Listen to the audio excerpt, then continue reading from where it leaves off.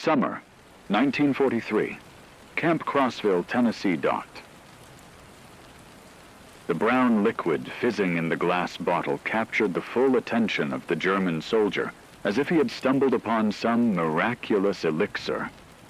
2 years of relentless campaigning across the deserts of North Africa, subsisting on hard biscuits, rationed coffee, and the sparse comforts of army life, had prepared him for hardship, not for this. A sweet, effervescent drink called Coca-Cola. 5 cents, the guards explained casually. The same price American children paid with their allowances for this everyday indulgence. The soldier stared in disbelief, watching bubbles rise and pop at the surface, the fizz tickling his nose and lips, the sweetness entirely unfamiliar after months of bitter coffee and stale bread. It was more than a drink. It was a revelation, a tangible symbol of a world he had been taught could not exist. Across American prison camps that summer, 371,683 German prisoners of war would encounter realities that directly contradicted every tenet of Nazi propaganda about the supposed weakness and deprivation of the United States. Everywhere they looked, the prisoners were confronted with abundance, casual and unremarkable to Americans, but miraculous to men who had been conditioned to scarcity. Ice cream was served routinely, not as a luxury, but as a standard treat in the mess halls. Soft drinks flowed freely, chilled and carbonated, poured into glasses, or served straight from vending machines, their fizz and sweetness creating an almost festive atmosphere. Chocolate bars and candies, once treasured rarities, were commonplace, stacked in camp exchanges or casually handed out by guards and staff. For the German soldiers, these simple indulgences, luxuries that their own children had rarely tasted, if ever, became instruments of subtle, unintentional ideological demolition. Every taste of sugar, every sip of fizz, every bite of chocolate was a lesson in abundance and capability, a quiet but undeniable contradiction of everything Nazi propaganda had instilled about American weakness, inefficiency, and deprivation. The mathematics of American abundance were writ large in these small delights. Sugar, which in Germany was carefully rationed and measured, sat in bowls for free use. Chocolate, which German soldiers had learned to view as a rare treat, was plentiful, varied, and consistently available. Ice cream came in multiple flavors, served freely whenever refrigeration allowed. Coca-Cola was standardized and perfectly carbonated, identical whether consumed in the North or the South, a feat of logistics and production beyond anything the Germans had witnessed. German deprivation, long glorified as disciplined sacrifice and self-restraint, was revealed for what it truly was: needless suffering, a stark contrast to the casual plenty that surrounded them in America. Every meal, every indulgence, every ordinary act of generosity, from the simplest soda to a generous portion of ice cream, demonstrated that Americans had the capacity to produce more, share more, and organize more efficiently than the soldiers had ever imagined possible. Even the presentation of these foods and beverages reinforced the lesson. Mess halls were clean, orderly, and well-stocked. Plates overflowed with vegetables, breads were fresh and abundant, desserts were colorful and inviting. Guards and staff treated prisoners with consistent civility, offering choices and allowing them to spend their modest wages on additional treats.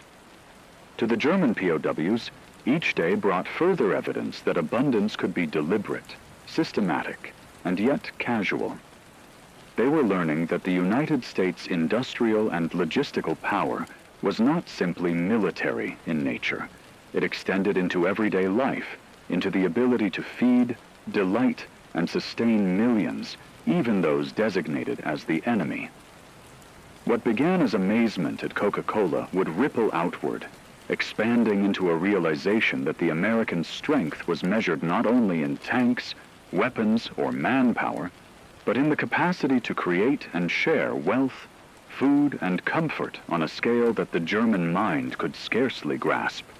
The surrender of the Africa Corps in Tunisia, May 1943, brought approximately 250,000 seasoned German and Italian soldiers into Allied captivity.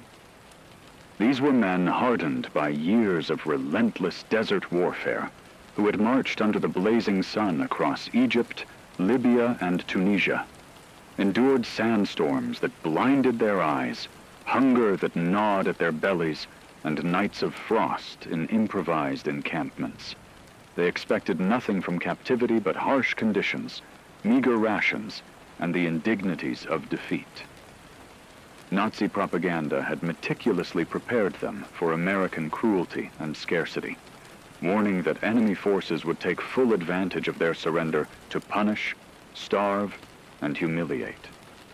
Yet within mere hours of laying down their arms, these soldiers were confronted with a reality that shattered every expectation: American rations. What the prisoners first noticed was the sheer volume and variety of food.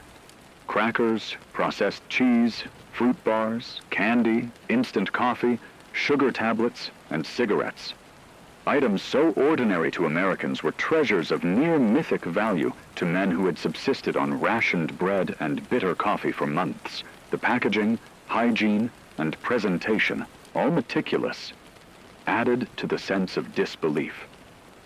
Even American soldiers, accustomed to these rations, occasionally complained about them.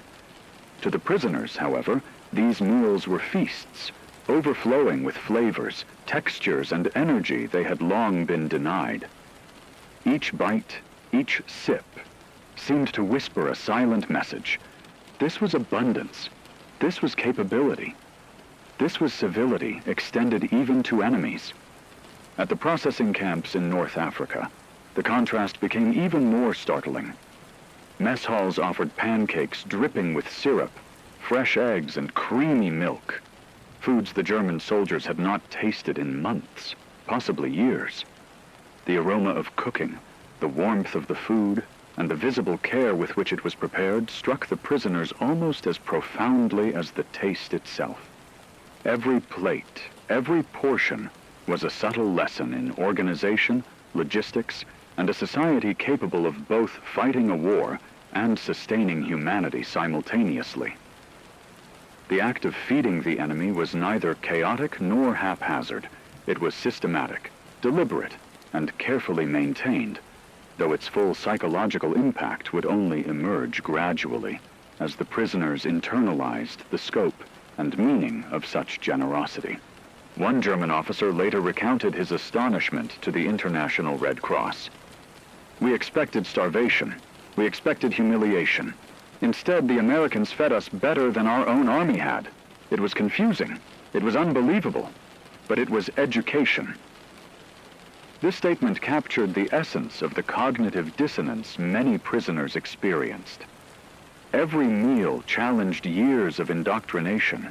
Every item of food contradicted the narrative of American weakness. Every gesture of care and efficiency undermined the belief in German superiority.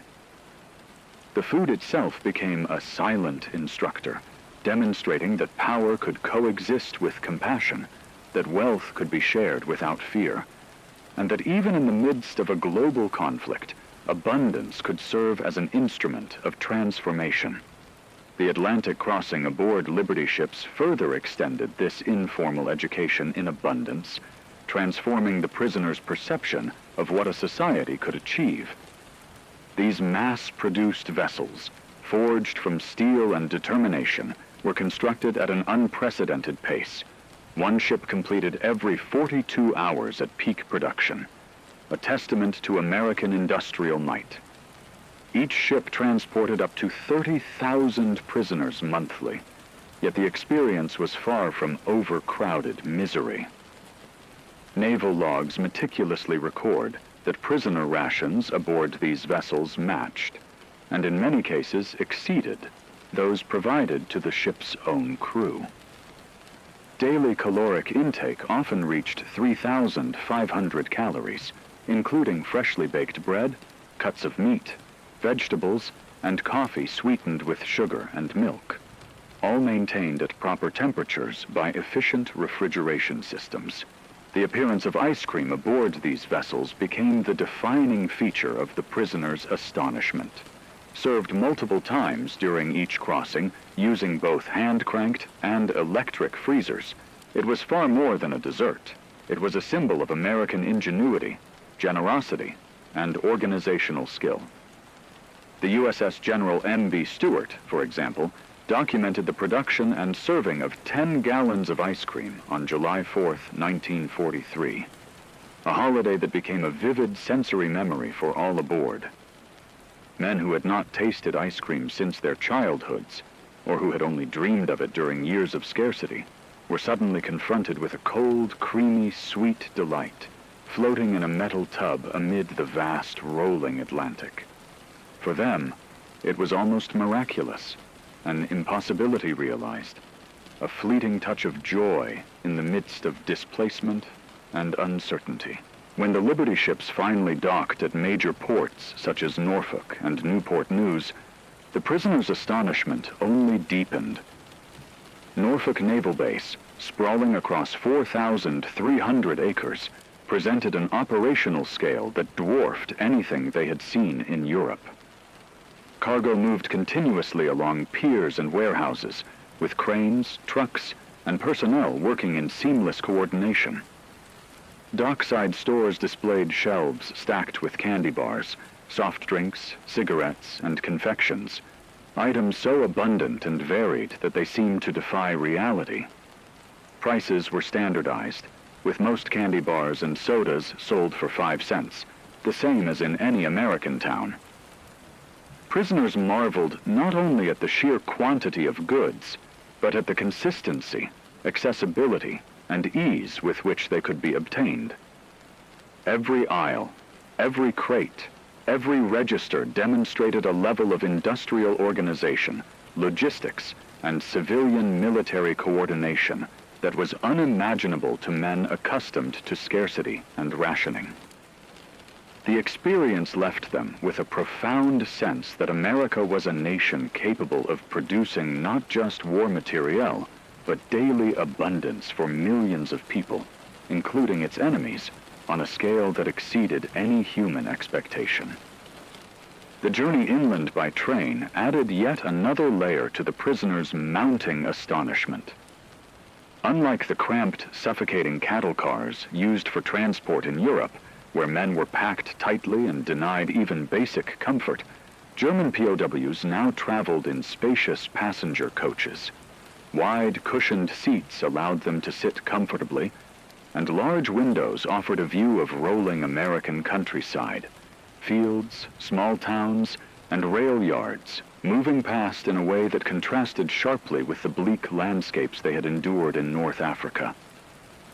Dining cars, fully stocked and staffed, served hot meals that would have been considered indulgent in any wartime setting. Golden fried chicken, perfectly cooked vegetables, flaky pies, and steaming cups of coffee sweetened generously with sugar and cream. This was not special treatment or ceremonial display. It was simply standard American service, provided as a matter of course.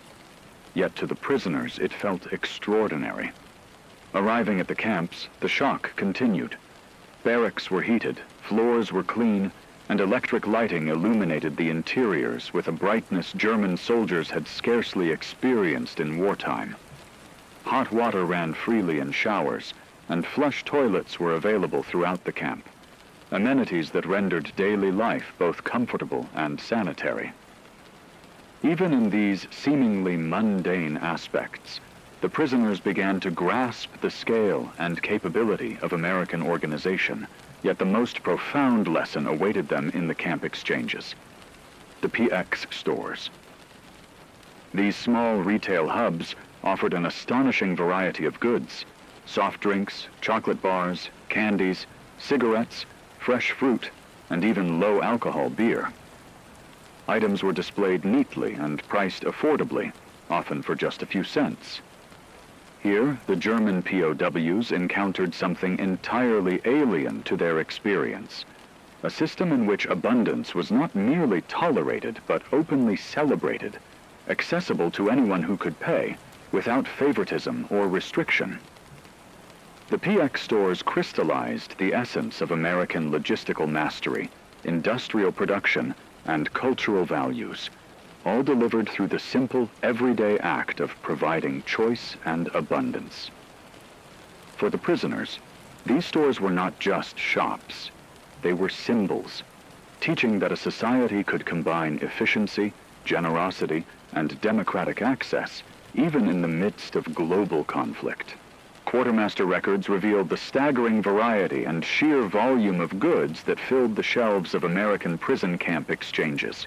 Coca-Cola, Pepsi, Dr. Pepper, RC Cola, chocolate bars, ice cream, cigarettes, fresh fruit, and even low-alcohol beer were readily available, organized neatly and offered at prices that seemed almost absurdly low to the German prisoners. Each POW earned 80 cents per day, a modest sum by American standards, later raised to a full $1.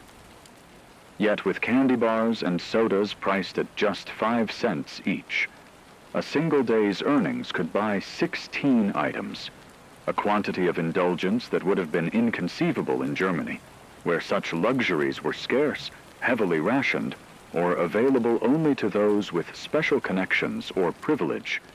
The prisoners quickly realized that this was not random generosity, but a systemic demonstration of what Americans called industrial democracy, a society capable of producing immense wealth and distributing it evenly, even to its enemies. Coca-Cola emerged as the clearest emblem of this principle.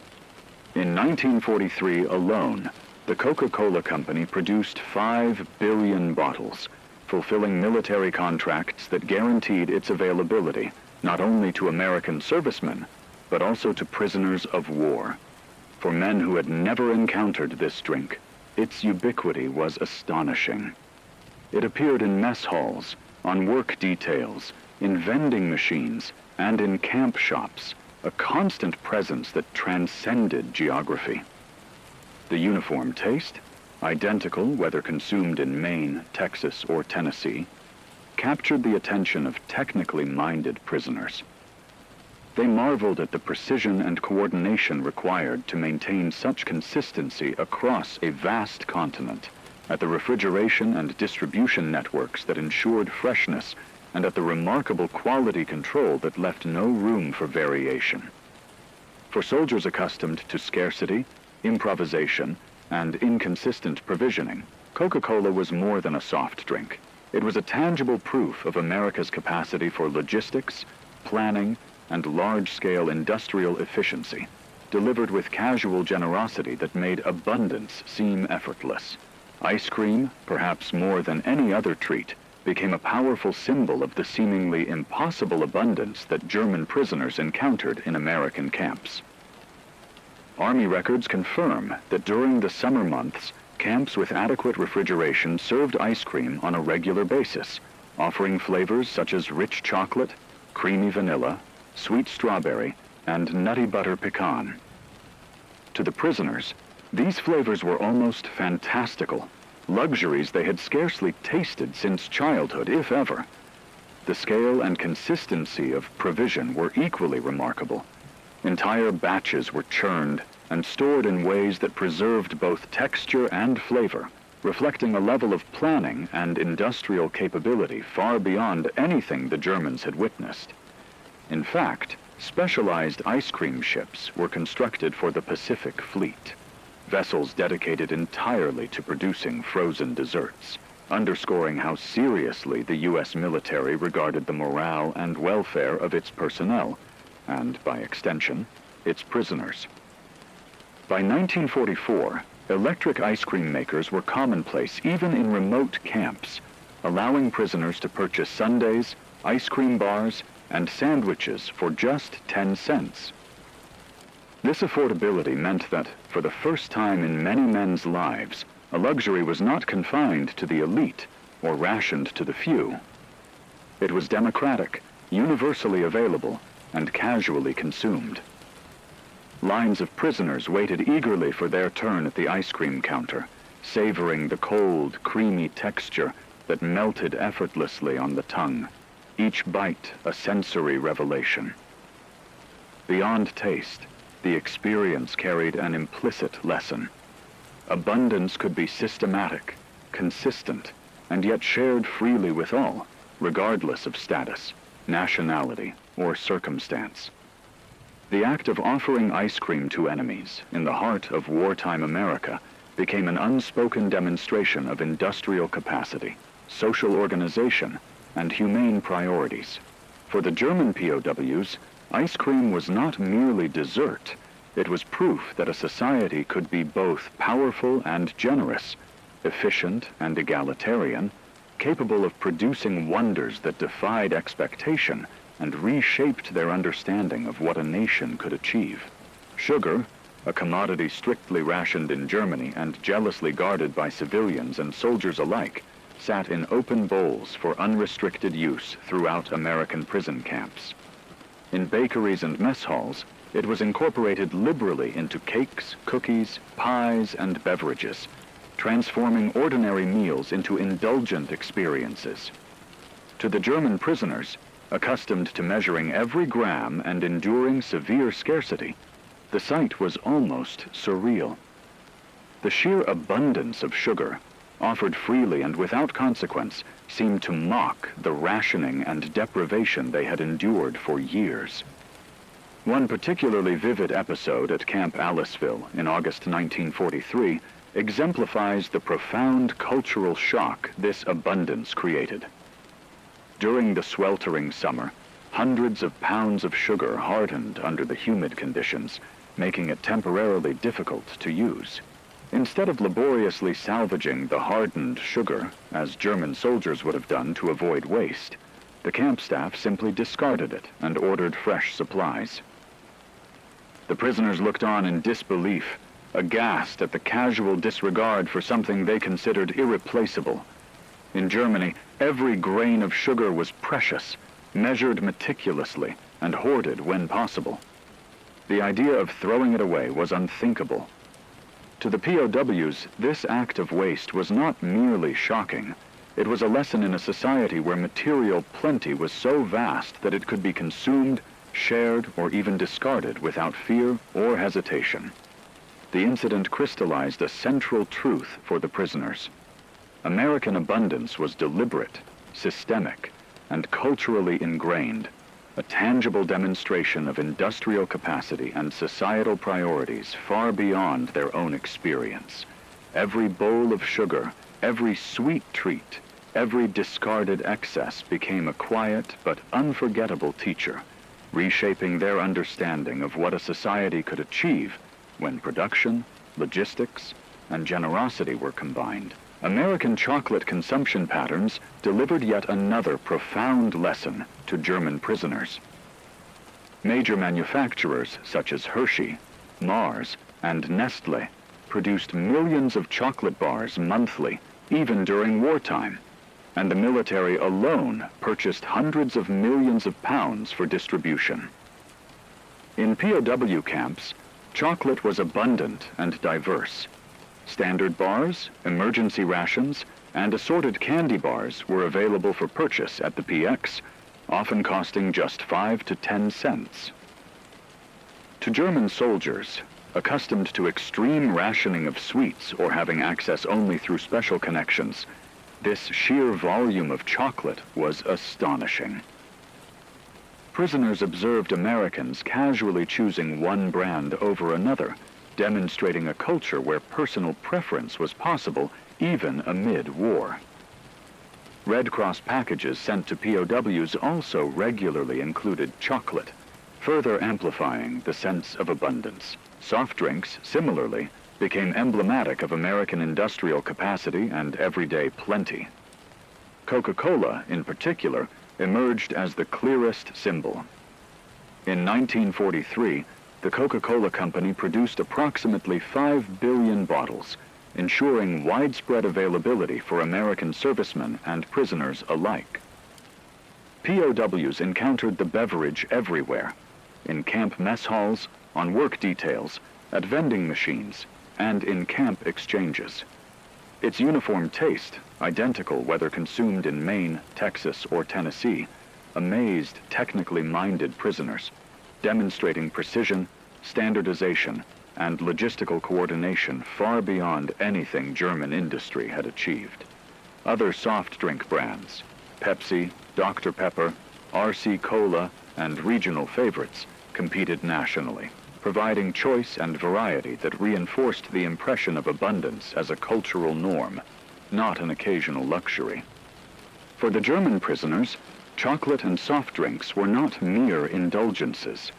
They were concrete, everyday evidence of a society that could produce extraordinary wealth, distribute it widely, and sustain its population with consistency and generosity.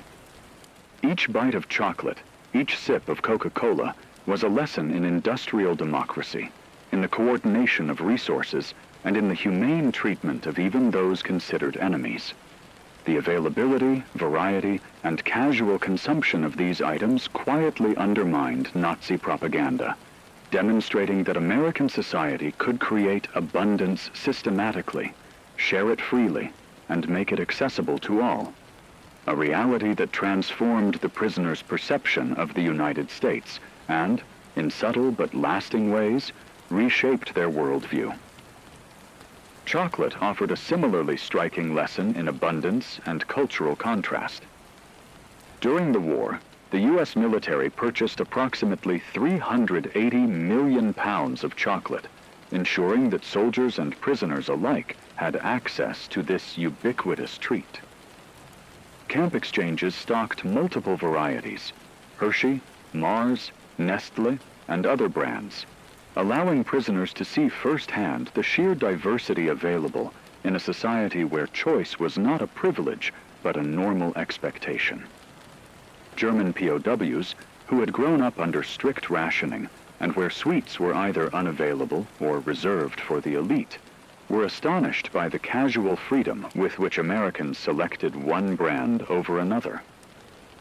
The act of choosing, deciding between chocolate bars or candy types, was in itself an educational moment, demonstrating a society in which consumption, preference, and abundance were universally accessible. Red Cross parcels further reinforced this lesson.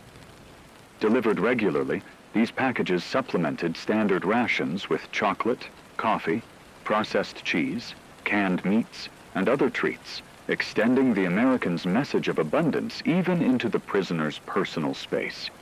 Each parcel was not merely a provision, but a carefully constructed example of generosity and logistical capability. For the prisoners, these gifts contrasted sharply with the scarcity they had endured in Germany, where even the simplest indulgences were tightly controlled. The combined effect of camp exchanges and Red Cross parcels was profound. German POWs began to internalize the lesson that a society could wage total war while maintaining widespread casual access to luxury items, demonstrating that abundance and efficiency could coexist with conflict. Chocolate, coffee, and other familiar treats became more than food. They were instruments of education, subtly reshaping the prisoners' understanding of industrial capacity, societal organization, and the human benefits of a system designed to provide for all. American holidays intensified the prisoners' ongoing revelations about abundance and generosity. Thanksgiving, 1943, for instance, transformed the camp mess halls into scenes of unexpected celebration. German POWs were served the same feast as American soldiers: roast turkey, savory stuffing, creamy mashed potatoes, rich gravy, tart cranberry sauce, freshly baked pies, steaming coffee, and cold milk. For men accustomed to weeks of monotonous or meager rations, the variety, flavor, and quantity of the meal were astonishing. The experience was not ceremonial or exceptional. It was standard procedure. But to the prisoners, it felt miraculous. Each component of the meal underscored the contrast between the scarcity of the Third Reich and the abundance of the United States, highlighting that a society could sustain both war efforts and civilian, and even enemy, well-being simultaneously. Christmas 1943 brought further, even more personal demonstrations of American generosity. Civilians across the country sent packages to POWs containing homemade cookies, assorted candies, books, and small games, often wrapped with handwritten notes of goodwill. Local communities took special care, with church groups, civic organizations, and townspeople delivering additional treats to nearby camps. These acts of kindness were extraordinary, not merely for their material value, but for their intent. Enemies of the state were being treated with humanity, respect, and care. For German prisoners steeped in Nazi ideology, which emphasized cruelty, strict hierarchy, and the dehumanization of opponents, this generosity was profoundly disorienting. It demonstrated in tangible, repeated ways that control did not require deprivation, fear, or malice. Instead, strength could be expressed through the capacity to provide abundance. The combination of seasonal feasts, personal gifts, and community involvement conveyed a subtle but powerful message. A society that could organize such acts of care and generosity, even toward those considered enemies, was both morally and materially superior, leaving an indelible impression on the prisoners' understanding of the world.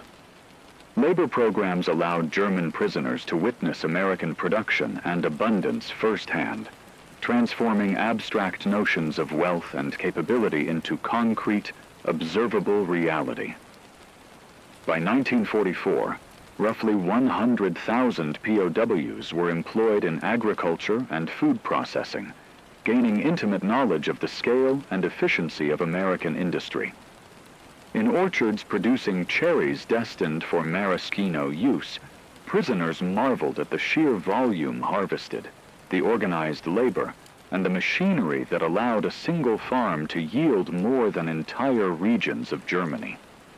At canneries, prisoners observed strict quality control. Fruit and vegetables deemed imperfect for human consumption were diverted to animal feed, a practice unthinkable in a country where every ounce of food was precious. On vast sugar beet farms in Colorado and Nebraska, mechanized harvesting and processing revealed output far beyond anything they had experienced, reinforcing the lesson that American abundance was systemic, not accidental. School cafeterias provided yet another striking illustration. Children received hot lunches complete with protein, vegetables, and milk, often accompanied by ice cream during special occasions, a level of nourishment and indulgence unimaginable for German youth, many of whom endured strict rationing and food scarcity. Even casual dining outside the camps impressed prisoners deeply. Small American restaurants offered menus that allowed choice, affordability, and generosity side by side. A hamburger could be purchased for 25 cents, a Coca-Cola for 5 cents, an ice cream sundae for 25 cents, while full dinner specials ranged from 65 to 75 cents. Social hierarchy was irrelevant. A factory worker and a bank president might dine side by side, sharing the same menu and served by the same staff, a concept entirely alien to the rigid class distinctions and rationing practices of Germany. Each experience, from orchards to restaurants, conveyed a single undeniable lesson. American society had mastered the ability to produce, distribute, and enjoy abundance universally, creating a cultural and economic reality that completely reshaped the prisoners' understanding of wealth, efficiency, and democratic access. The numbers themselves told an unmistakable story of contrast and transformation. German prisoners of war in America consumed between 3,300 and 3,600 calories daily, a diet that included generous servings of sugar, meat, milk, ice cream, and soft drinks. items that had been scarce or non-existent for them in their homeland. These provisions were not occasional luxuries.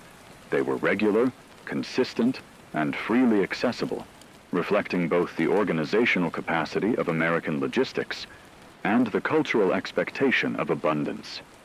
In stark contrast, German civilians during the same period subsisted on merely 1,200 to 1,500 calories per day, often receiving minimal sugar, limited portions of meat, rationed milk, and no ice cream or soft drinks. The disparity was staggering, highlighting not only the material superiority of the United States, but also the ideological lesson embedded in its consumption patterns. A society could sustain mass production, distribute it widely, and maintain morale even amidst global conflict. By 1945, the full implications of this abundance became apparent in the prisoners' interactions with their homeland. German POWs began sending parcels back to family members, totaling approximately 11 million shipments. These parcels, packed with chocolate, canned goods, coffee, and other items previously unattainable, allowed relatives to experience firsthand a taste of luxury that had been impossible under Nazi rule. Families received not only nourishment, but a tangible lesson in what a society could achieve when abundance was a priority rather than a privilege. The psychological and cultural impact was profound. While Germany faced scarcity, rationing, and deprivation, its citizens glimpsed the possibility of plenty through the hands of those who had lived among Americans. In effect, POWs became conduits of knowledge and taste, spreading an awareness of industrial capacity, efficiency, and the human benefits of abundance that would influence post-war reconstruction, consumer expectations, and the eventual economic revival of West Germany. These experiences profoundly shaped post-war Germany, leaving an enduring legacy on its economic, cultural, and social development. Former POWs returned home not simply with memories of captivity, but with practical knowledge of industrial efficiency, consumer culture, and the principles of abundance. Many became advocates for the Marshall Plan, recognizing that prosperity and political stability relied not on coercion, fear, or scarcity, but on the ability to produce and distribute goods widely and efficiently. Their first-hand experience of American industrial democracy, the systems that allowed chocolate, Coca-Cola, ice cream, and other luxuries to be produced, standardized, and made universally accessible, deeply influenced their vision for rebuilding Germany. Cultural markers of abundance quickly appeared in post-war West Germany. Coca-Cola returned in 1949, becoming a symbol not only of modernity, but of the democratic values the former POWs had witnessed firsthand. Ice cream parlors, modeled on American soda fountains, opened in cities large and small, introducing the idea that everyday indulgences could be widely available, rather than reserved for the privileged few. Candy bars, previously rare or unattainable, became commonplace in shops and school lunches. Supermarkets, stocked with variety and convenience, flourished, reflecting the lessons POWs had learned about standardization, distribution, and consumer choice. These men, veterans of captivity, applied what they had observed in American camps to the reconstruction of an entire nation. Their knowledge helped ensure that scarcity would not define post-war Germany, that modern consumer infrastructure could stabilize society, and that abundance could become a tool for both economic growth and social cohesion.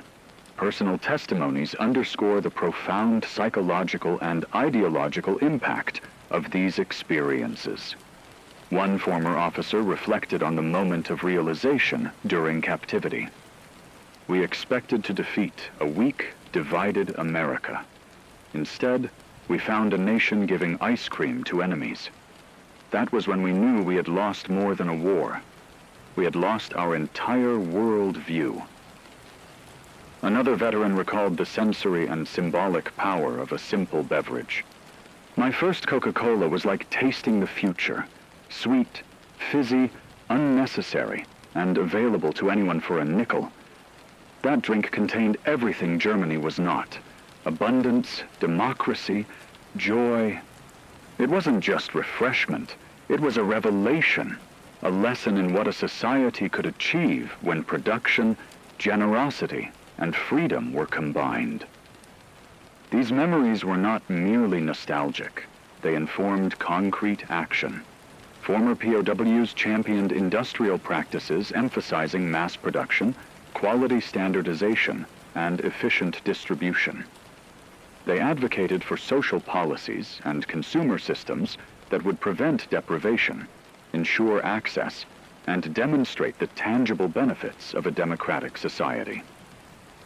The seemingly simple pleasures of candy, ice cream, and soda, once tools of ideological transformation in American camps, became catalysts for a broader national reconstruction, embedding lessons of abundance, choice, and equity into the very fabric of post-war German life.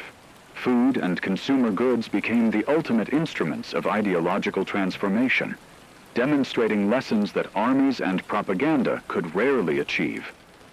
While weapons and strategy sought to subdue, ice cream, chocolate, Coca-Cola, and other everyday indulgences quietly rewrote the beliefs of the enemy. These items taught German prisoners not only about material abundance, but about the underlying principles of American society: freedom, efficiency, and the power of democratic distribution.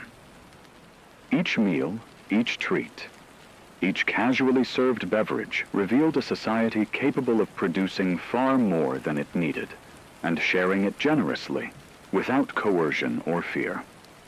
The simplicity of these acts, the unremarkable routine of providing ice cream or soda, was their brilliance. In doing so, they conveyed lessons about organization, industrial capacity, and moral strength that no battlefield could ever communicate. Former POWs returned home not merely as men freed from captivity, but as witnesses to a societal model that contrasted sharply with the deprivation and rigid control they had known in Germany. Healthy, nourished, and psychologically transformed, they carried the truth of what they had seen.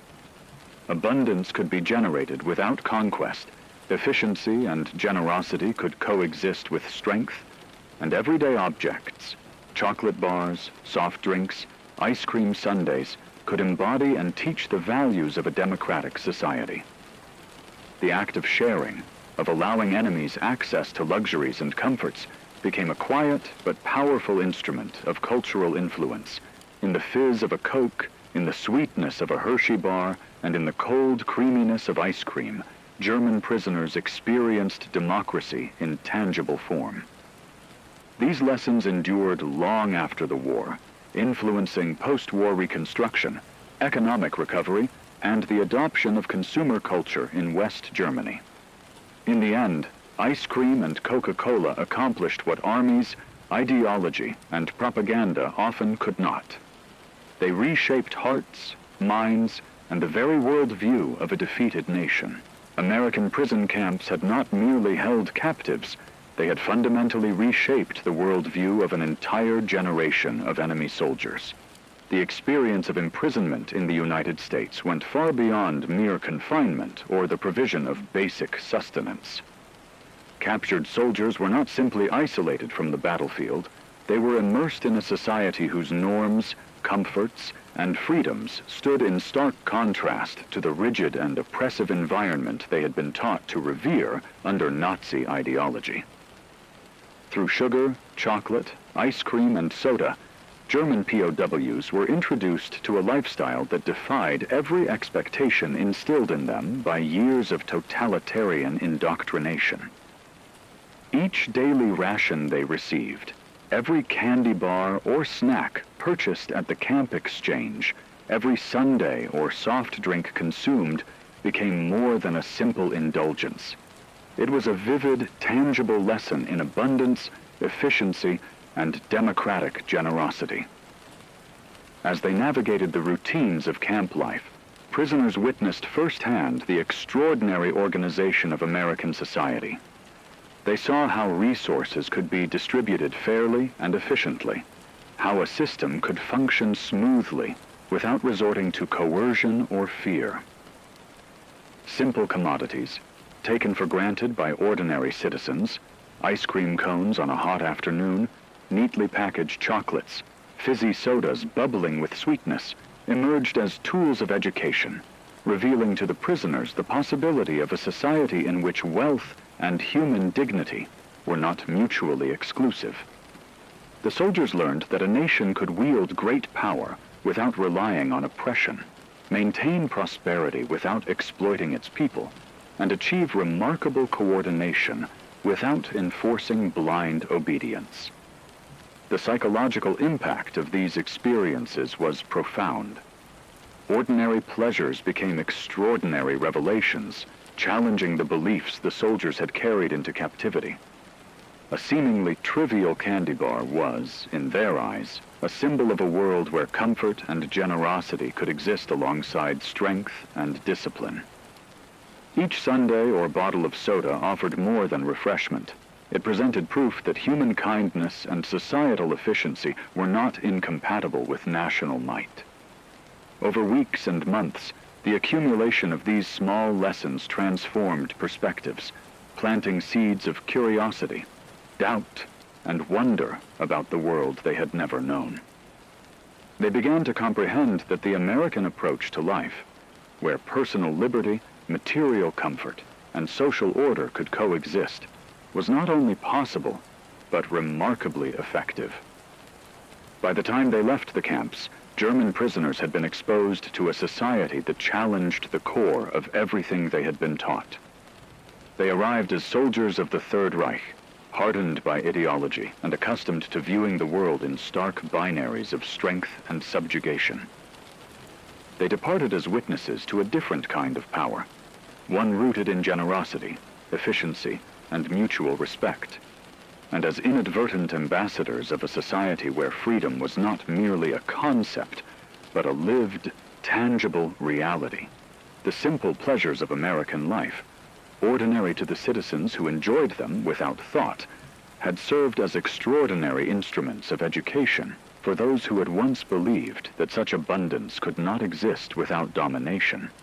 In the sweetness of chocolate, the chill of ice cream, and the effervescence of soda, they discovered lessons far more lasting than any captured fortress or battlefield victory, a vision of humanity and civilization that could thrive without cruelty, a model of society where prosperity and kindness walked hand in hand. They arrived as soldiers of the Third Reich, conditioned to believe that the world beyond their borders was weak, chaotic, and morally corrupt. Their minds had been meticulously shaped by propaganda, which insisted that only control, scarcity, and ruthless authoritarian dominance could ensure the survival and prosperity of a society. Every lesson they had learned, every story of enemies they had been told to fear or despise, framed the outside world as a place of disorder and inferiority. Yet, what they encountered in American prison camps shattered that worldview entirely. Instead of deprivation, they found abundance. Instead of humiliation, they were met with dignity. Instead of suspicion and repression, they experienced trust and indulgence. Ice cream was not a rare treat to be hoarded or rationed sparingly. It was freely served in the summer months, available to all prisoners without question. Chocolate was not a luxury reserved for the wealthy or the politically loyal. It appeared regularly in mess halls, camp exchanges, and Red Cross parcels, distributed generously to men who had been trained to expect punishment for every indulgence. Coca-Cola was not a rationed commodity to be scrimped and measured. It flowed freely, a familiar, fizzy comfort in the midst of captivity, offered routinely to every corner of the camp. Each of these seemingly small gestures carried a profound lesson. The prisoners could see that true strength was not measured by control or scarcity, but by the ability to create systems of generosity that benefited everyone. Abundance, they realized, could educate more powerfully than drills, lectures, or the harshest battlefield lessons. A simple sundae or a piece of chocolate became a teacher, demonstrating the possibility of a society where power did not require oppression and wealth did not demand exploitation. Through the ordinary comforts of American life, they glimpsed a radical alternative to the world they had been conditioned to believe was the only reality. A civilization where prosperity, efficiency, and kindness could coexist seamlessly, and where human decency itself was an instrument of strength. By the time they departed American soil, these men had been transformed in ways that went far beyond the physical recovery of body and the easing of wartime fatigue. Their minds had been reshaped, their assumptions challenged, and their understanding of what a society could be fundamentally altered. They left not only healthier in body, but enlightened in thought, carrying with them new models of social organization, industrial capability, and democratic values that stood in stark contrast to the rigid hierarchies and scarcity-driven ethos they had been taught to revere. They had witnessed a world in which prosperity could be shared widely without fear of collapse, where comfort and efficiency could coexist with responsibility and civic order. They observed that the casual, everyday acts of generosity, a soda offered with a smile, a candy bar handed over without calculation, a scoop of ice cream served freely, were more than simple indulgences. They were subtle yet profound lessons in morality, fairness, and social cohesion. These small gestures dismantled deeply ingrained beliefs about hierarchy, privilege, and entitlement, proving to the prisoners that strength did not demand cruelty, and that wealth could be exercised without domination. In the stories they told, the letters they wrote, and even the parcels they sent home, these men became living conduits of knowledge about a world that blended productivity, freedom, and abundance. Each tale carried hints of an alternative reality, one in which a nation could achieve remarkable efficiency without repression, distribute resources widely without chaos, and inspire loyalty without fear. The psychological imprint of these experiences was indelible. They returned not merely as former soldiers or survivors of captivity, but as witnesses to a society whose power lay as much in its generosity and civility as in its industry and military might. The lessons they carried home would ripple quietly through conversations, memories, and reflections, offering glimpses of a life lived in balance, abundance, and humane order, a vision of civilization that challenged everything they had once believed immutable. When they returned to Germany, they were no longer mere soldiers. They had become living witnesses and inadvertent ambassadors of a world they had scarcely imagined before captivity. A world in which democracy was not an abstract ideal, but a lived, tangible reality. A world in which freedom could be tasted in the sweetness of a sundae, felt in the fizz of a Coca-Cola, and understood in the very concept of abundance as something both natural and generous. Their experiences had shown them that prosperity need not be hoarded, that societal organization could flourish without fear or oppression, and that the small pleasures of daily life could carry lessons far deeper than any military drill or political lecture. Upon their return, these men carried with them more than memories. They carried habits, preferences, and new frameworks for understanding society. They became vectors of cultural transmission, introducing fragments of American consumer life into post-war Germany. The fascination with ice cream parlors, the delight of soda fountains, the simple joy of chocolate bars, and the novelty of grocery stores stocked with variety and choice. Each item, each habit bore subtle ideological weight. What had begun as nourishment during captivity evolved into a quiet yet powerful pedagogy. the realization that a society capable of producing and distributing wealth with generosity could secure loyalty, stability, and influence far more effectively than coercion, hierarchy, or brute force ever could.